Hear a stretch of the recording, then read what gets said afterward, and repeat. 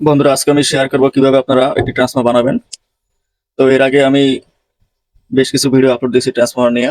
সেখানে আমি দেখিয়ে দিয়েছি যে ট্রান্সফর্মার বানাতে কি কি মালামাল প্রয়োজন। আরও দেখিয়ে দিয়েছি ট্রান্সফর্মার বানানোর ক্ষেত্রে যে কত অ্যাম্পিয়ারের জন্য কোন গেজের তার ব্যবহার করবেন। সেখান থেকে আপনারা টেবিল 2 ব্যবহার করতে পারেন। টেবিল 1 এবং টেবিল 2 দুটি ভিডিও আমি শেয়ার করেছি সেখানে।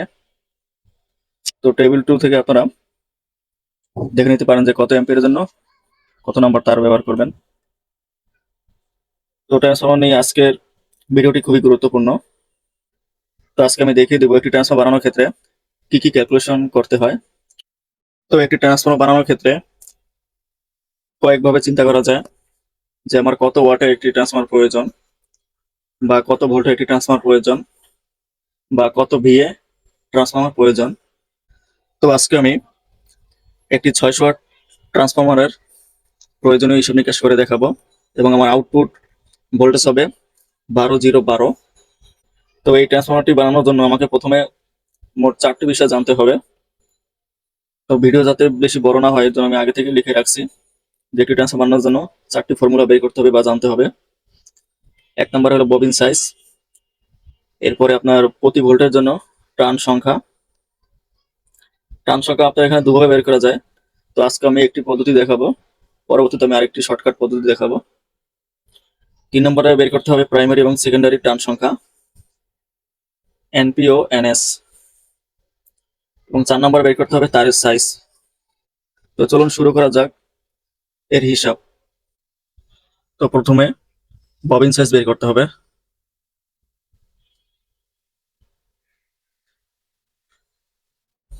এর জন্য একটি সূত্র ব্যবহার করতে হবে।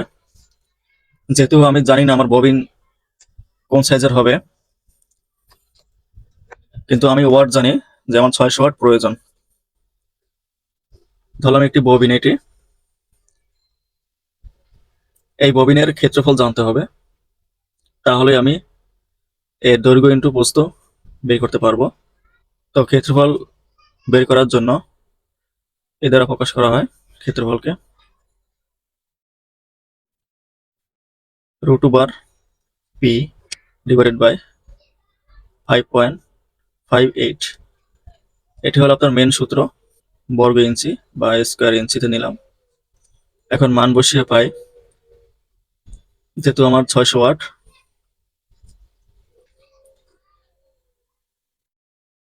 এবং সূত্রের 5.8, যেটি ক্যালকুলেশন করলে পাওয়া যাবে 4.38 বর্গ ইঞ্চি বা স্কোয়ার ইঞ্চি। তাহলে আমার এই যে ববিনটি রয়েছে, এটির পুরো ক্ষেত্রফল হয়েছে 4.38। তো এখন আমি দেখিয়ে দিব যে আপনার এই ক্ষেত্রফলের জন্য ববিন সাইজটি কত হবে, দৈর্ঘ্য কত হবে, প্রস্থ কত হবে। এটি হলো প্রস্থ এবং এটি হলো দৈর্ঘ্য। তো এটি বের করার জন্য আমাদের প্রথমে কোর সাইজ নির্ণয় করতে হবে। তো বাজারে যেহেতু আপনার বিভিন্ন মানের কোর রয়েছে, বিভিন্ন নাম্বারের রয়েছে, বিভিন্ন সাইজের রয়েছে। তো 1 ইঞ্চি বা 1.5 ইঞ্চি, 2 ইঞ্চি, 2.5 ইঞ্চি কোর পর্যন্ত রয়েছে, এর বেশিও রয়েছে, 2.5 ইঞ্চি, 3 ইঞ্চি, 4.5 ইঞ্চি। তো এক্ষেত্রে আপনার যে ই টাইপ কোরটি রয়েছে, এই যে ই টাইপ যে কোরটি রয়েছে,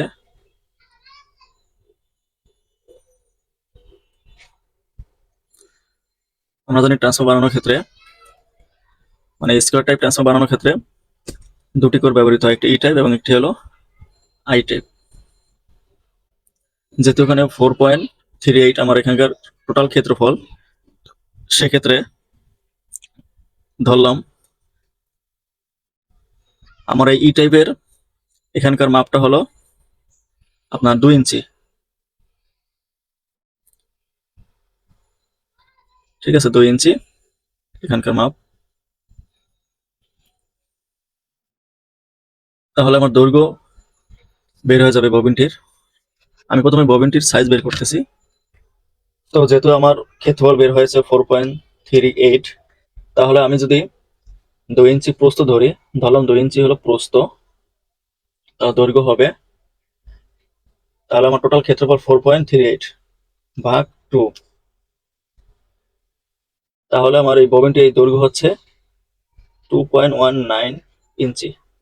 তাহলে আমার যে ববিনটি প্রয়োজন সেটির দৈর্ঘ্য হবে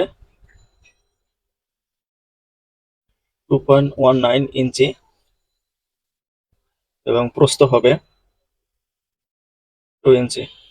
তো এই সাইজের ববিন আমাকে বানাতে হবে বা বাজার থেকে সংগ্রহ করতে হবে।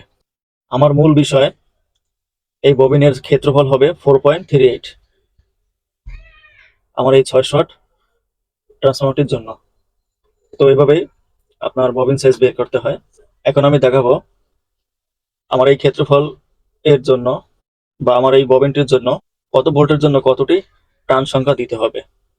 তো এর জন্য একটি সূত্র ব্যবহার করতে হবে, n is equal to 10 to the power 8 divided by 4.44 into frequency into h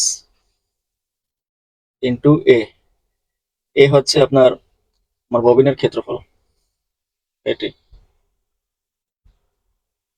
এখানে এটি হলো সূত্র, f হলো ফ্রিকোয়েন্সি এবং h হলো আপনার ম্যাগনেটিক ফ্লাক্স লাইন, যেটির মান হলো 60,000 ধরতে হবে।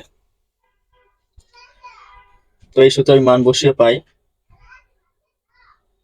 10 to the power 8 divided by 4.44 into frequency 50 Hz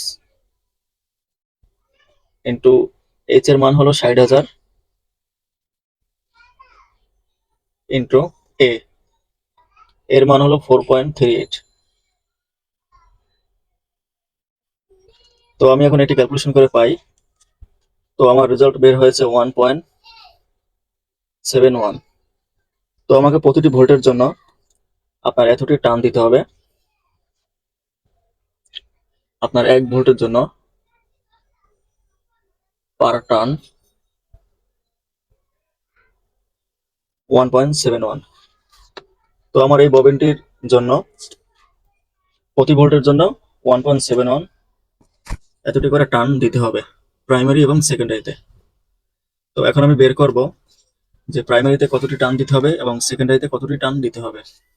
তো প্রাইমারি টার্ন সংখ্যা বের করার জন্য আমাকে ভোল্টেজ দিয়ে গুণ দিতে হবে। তো প্রাইমারি এর জন্য np is equal to vp into 1.71। এখানে ভিপি হলো আমার প্রাইমারি ভোল্টেজ। তো প্রাইমারি ভোল্টেজ যেহেতু আমি ধরেছি 230 ভোল্ট, মানে AC voltage 230 volt, primary AC বা ইনপুট সেম কথা, 230 ইন্টু 1.71। তো আমি যদি এটি ক্যালকুলেশন করে পাই, তো আমাকে 393টি টার্ন দিতে হবে প্রাইমারিতে। তো যেহেতু পয়েন্ট আছে, তো এর জন্য আমি একটি টার্ন বেশি দেব, এত টার্ন প্রাইমারিতে হবে আমার এই 600 ওয়াটের জন্য এবং আমার এই ববিন সাইজের জন্য। এখন আমি যদি সেকেন্ডারিতে টার্ন সংখ্যা বের করি, ns vs ইন্টু 1.71। তো vs হলো আমার সেকেন্ডারি ভোল্টেজ। তো আমার সেকেন্ডারি ভোল্টেজ যেহেতু আপনার 12,012, টোটাল 24 ভোল্ট, মোট 24 ভোল্ট আমার সেকেন্ডারি ভোল্টেজ। এটাকে গুণ করতে হবে পার টার্ন সংখ্যা এর সাথে 4104 বা 42। তো আমাকে সেকেন্ডারি এর জন্য আপনার 42টি টার্ন দিতে হবে। তো এইভাবে আপনারা প্রাইমারি এবং সেকেন্ডারি টার্ন সংখ্যা বের করবেন। তো এখন দেখাবো তারের সাইজ, যে আপনারা প্রাইমারিতে কোন সাইজের তার ব্যবহার করবেন এবং সেকেন্ডারিতে কোন সাইজের তার ব্যবহার করবেন। এর জন্য আপনাকে প্রথমে অ্যাম্পিয়ার বের করে নিতে হবে, যে প্রাইমারির জন্য কোন অ্যাম্পিয়ার, যে প্রাইমারির জন্য কত অ্যাম্পিয়ার এবং সেকেন্ডারির জন্য কত অ্যাম্পিয়ার হবে, সেটি আপনাকে আগে বের করে নিতে হবে।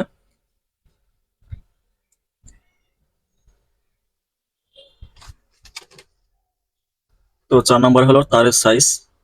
যদি প্রাইমারি কারেন্ট বের করি, আইপি ইজ ইকুয়াল টু, এটি সূত্র রয়েছে, পি ডিভাইডেড বাই ভিপি।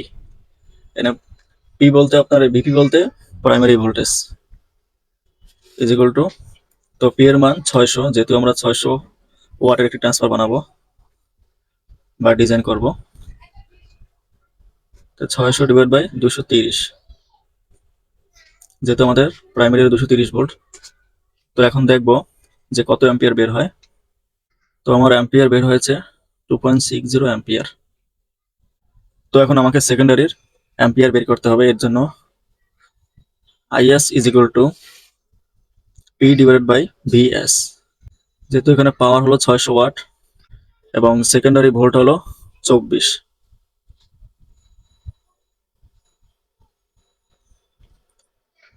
সেক্ষেত্রে আমার অ্যাম্পিয়ার আসে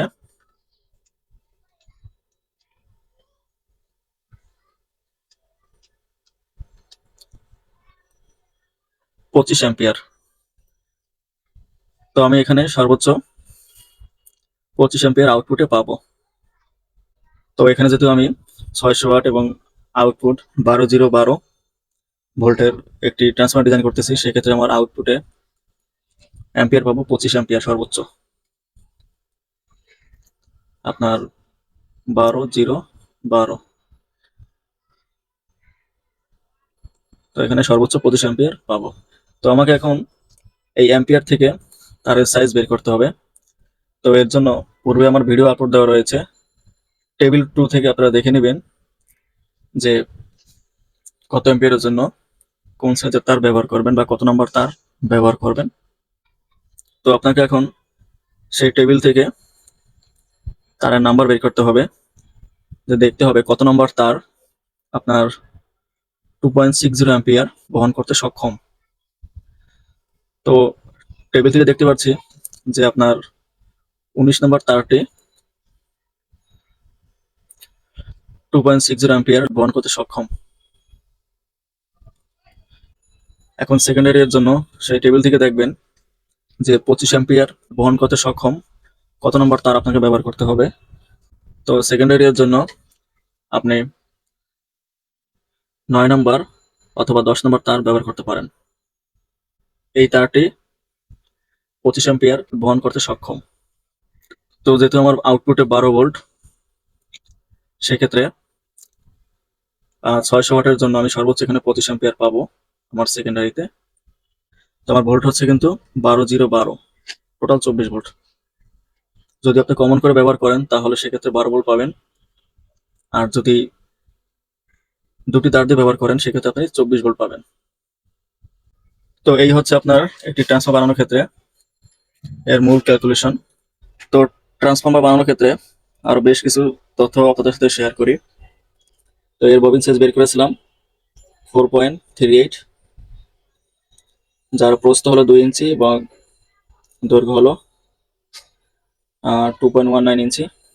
তো আপনাকে এরপর দেখতে হবে বাজারে যে কোন কোরটি রয়েছে আপনার এই ববিনটির জন্য।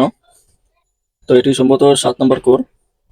তো পরবর্তীতে আমি দেখিয়ে দিব যে কোন সাইজের ববিনের জন্য কত নম্বর কোর ব্যবহার করতে হবে বা কত কেজি কোর লাগবে কত ওয়াটের জন্য, বা কত কেজি কপার লাগবে কত ওয়াটের জন্য, সে বিষয়ে পরবর্তীতে আমি একটি ভিডিও আপলোড দিব। তো আজকে আমি দেখিয়ে দিলাম ট্রান্সফর্মার বানানোর জন্য মূল হিসাব। তো পরবর্তীতে আমি বেশ কিছু ভিডিও আপলোড দেব ট্রান্সফর্মার নিয়ে এবং বিভিন্ন ওয়াটের বিভিন্ন ভোল্টের কিভাবে ক্যালকুলেশন করতে হয়। তো আরেকটি গুরুত্বপূর্ণ বিষয় হলো ট্রান্সফর্মার বানানোর ক্ষেত্রে আমার প্রাইমারি ওয়াইন্ডিং হয় এবং এটি হলো সেকেন্ডারি ওয়াইন্ডিং। সেক্ষেত্রে এটি হলো 0.230। তো এখান থেকে তো ববিনের উপর তার পেঁচিয়ে পেঁচিয়ে 394টি টান দিতে হবে প্রাইমারির জন্য, এবং সেকেন্ডারি এর জন্য যেহেতু আপনার 12 ভোল্ট, 0 ভোল্ট, 12 ভোল্ট ববিনের ওপর মানে প্রাইমারি ওয়াইন্ডিং দেওয়ার পর সেকেন্ডারিতে প্রেস দিবেন। সেখানে প্রথমে আপনার অর্ধেক করে নেবেন, যেহেতু 42টি, তো 21টি আপনার 2 দিয়ে ভাগ দিলে 21 হয়। পেঁচাতে পেঁচাতে আপনার প্রথমে 21টি তার হবে, সেখানে একটি লুপ বের করবেন, এরপরে আবার পেঁচাতে পেঁচাতে আবার 21টি টান দিবেন, সেক্ষেত্রে আপনার 42টি টান বের হবে। এখানে 21টি টান এবং এখানে 21টি টান দিতে হবে। এবং এটি হলো কমন বা নিউট্রাল বা গ্রাউন্ড হিসেবে বের করবে যদি আপনি ডুয়েল পাওয়ার সোর্স ব্যবহার করেন। আর সরাসরি যদি ব্যবহার করেন আপনার এই দুটি, তাহলে সেক্ষেত্রে আপনার 24 ভোল্ট পাবেন এখানে। তারপর ব্রিজের মাধ্যমে আপনারা ডিসি ভোল্টে বের করবেন। তো ব্রিজ না করা পর্যন্ত আপনার এখানে কিন্তু এসি ভোল্টই থাকবে, যদিও শর্ট করবেন এটি ডিসি সাইড যেহেতু সেকেন্ডারি, কিন্তু ইলেকট্রিক্যাল ফর্মুলা অনুযায়ী আপনার এখানে এসি ভোল্টই থাকবে। যখন আপনি ব্রিজ করবেন তখন সেটি আপনার পিওর ডিসিতে কনভার্ট হবে, সেক্ষেত্রে প্লাস মাইনাস পাওয়া যাবে। তো আউটপুটে আপনারা এখানে সর্বোচ্চ 25 অ্যাম্পিয়ার পাবেন বা 25 অ্যাম্পিয়ার পর্যন্ত আপনারা ব্যবহার করতে পারবেন।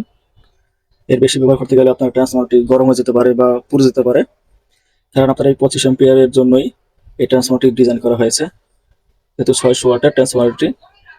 আউটপুট ভোল্টেজ 12 0 12, প্রাইমারি ভোল্টেজ 230 এবং টার্ন সংখ্যা হলো 393 বা 394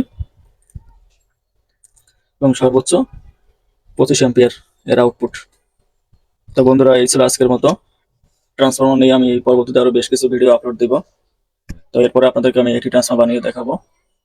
তো ট্রান্সফরমার নিয়ে আরো ভিডিও পেতে হলে এই ভিডিওর ডিসক্রিপশন চেক করতে পারেন, সেখানে আমি লিঙ্ক দিয়ে দেবো, অথবা আপনি আমার চ্যানেলে গিয়ে প্লে লিস্টে যাবেন, সেখান থেকে আপনি ট্রান্সফরমার নামে একটি প্লে লিস্ট করা রয়েছে, তার ভিতরে আপনার সকল ভিডিওগুলো পেয়ে যাবেন ট্রান্সফরমার রিলেটেড। তো এই ছিল আজকের মতো। ভিডিওটি যদি ভালো লাগে থাকে অবশ্যই একটি লাইক দিবেন এবং কমেন্ট করে জানাবেন আপনার মূল্যবান মতামত।